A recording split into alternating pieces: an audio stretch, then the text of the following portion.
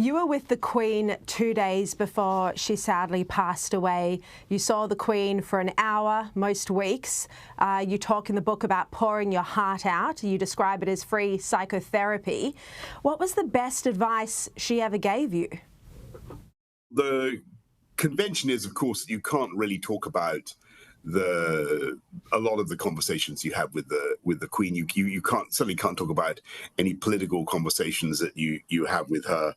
But I think without breaking my Privy Council oath, I can say what she said in her last conversation with me, which was 2 days before she died. And she was absolutely brilliant. She maintained her total grip on world affairs. And, she'd seen every US prime minister since Eisenhower. US president since Eisenhower. She'd met every French president from Charles de Gaulle to Macron, every Chinese leader since Mao.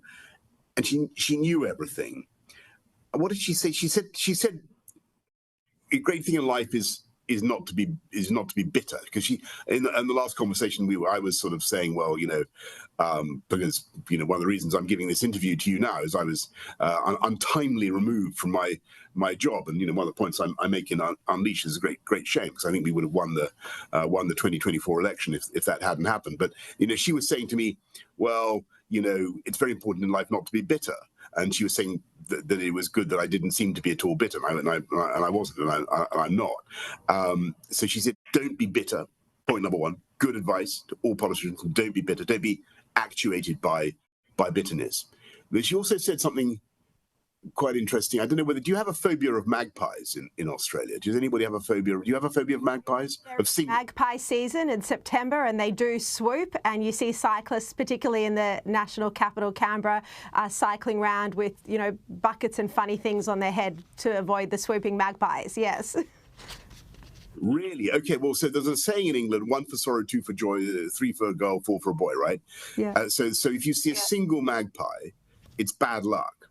And there are lots of people who I know who have this phobia of single magpies.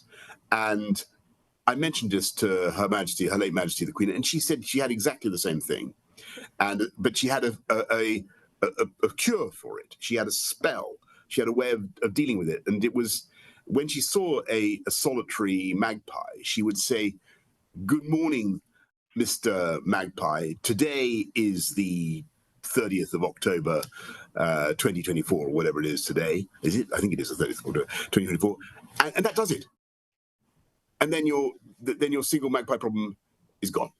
The magpie conversation came up in your final ever conversation with the Queen 2 days before she passed away. Boris Johnson, you are quite hilarious.